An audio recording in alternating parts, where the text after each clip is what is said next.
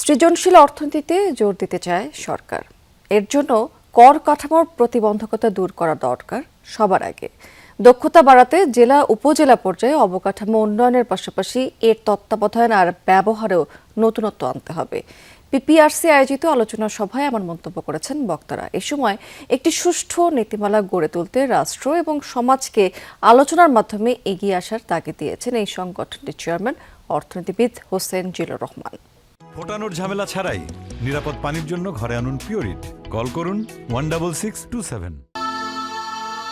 শিল্প সংস্কৃতিতে সমৃদ্ধ জনপদ হিসেবে পরিচয় হালের নয়। বর্তমান সরকার শুধু মননের তৃপ্তি নয়, সৃজনশীলতার অর্থনীতির বিকাশেও জোর দিতে চায়।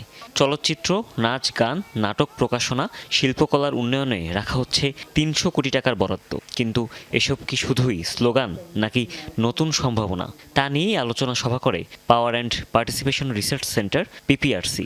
যেখানে আয়োজনগুলো করা যাবে। আলোচনায় বক্তারা বলেন, সিনেমার বিকাশে কর 23% থেকে অর্ধেকে নামিয়ে আনতে হবে। দাবি করেন, নির্দিষ্ট নীতিমালার অভাবে ওটিটি প্ল্যাটফর্মকে দিতে হচ্ছে কর্পোরেট ট্যাক্স। এতে নেটফ্লিক্স, অ্যামাজনের সাথে অসম প্রতিযোগিতায় পড়ছে দেশি প্ল্যাটফর্ম। তথ্য না সংস্কৃতি, কোন মন্ত্রণালয়ের অধীনে কাজ করবে সিনেমা নির্ধারণ করতে হবে সেটিও। নেটফ্লিক্স অথবা অন্যান্য দেশের প্ল্যাটফর্ম অপারেট করে, তারা যেহেতু বাংলাদেশি কোম্পানি না, তাদেরকে এই ট্যাক্সেশনের আওতায় আনাই যায়নি। তো শুরুতেই তাদের সাথে আমাদের একটা অসম প্রতিযোগিতা। 23% বাংলাদেশি সিনেমার ক্ষেত্রে, বিদেশি সিনেমার ক্ষেত্রে এটা একই রকম বহাল থাকতে পারে, কিন্তু বাংলাদেশি সিনেমার ক্ষেত্রে কিন্তু এটা 50% রিডিউস করতে পারে চাইলে আর কি। তাহলে কিন্তু এখানে বিনিয়োগ অনেক বেড়ে যাবে। ঘাটে ঘাটে প্রত্যেক মন্ত্রণালয়ে ঘুরে আসলে এগুলো কিছুই হবে না, এবং আমাদের একটা কোনো সেন্ট্রাল কমিশন কিংবা সেন্ট্রাল একটা জায়গা লাগবে যেখান থেকে এই কাজগুলো হবে। বরাদ্দের পাশাপাশি খেয়াল রাখতে হবে সাংস্কৃতিক প্রতিষ্ঠানে যেন রাজনীতিকরণ না হয়। যদি সৃজনশীল দক্ষতা না বাড়ানো হয়, তাহলে বিনিয়োগের অনেক অর্থই চলে যাবে বিদেশে, তৈরি হবে না দেশি ব্র্যান্ড, এমন শঙ্কাও প্রকাশ করেন বক্তারা।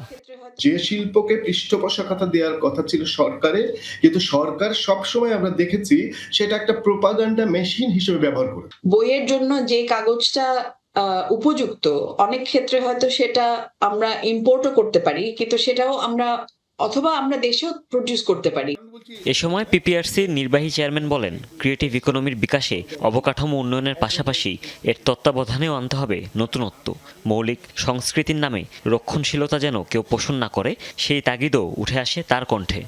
It's not just about creating creative hub again to be managed by a ministry official. They are posting আবার টেম্পোরারি আবার অন্য কোথাও চলে যাবে।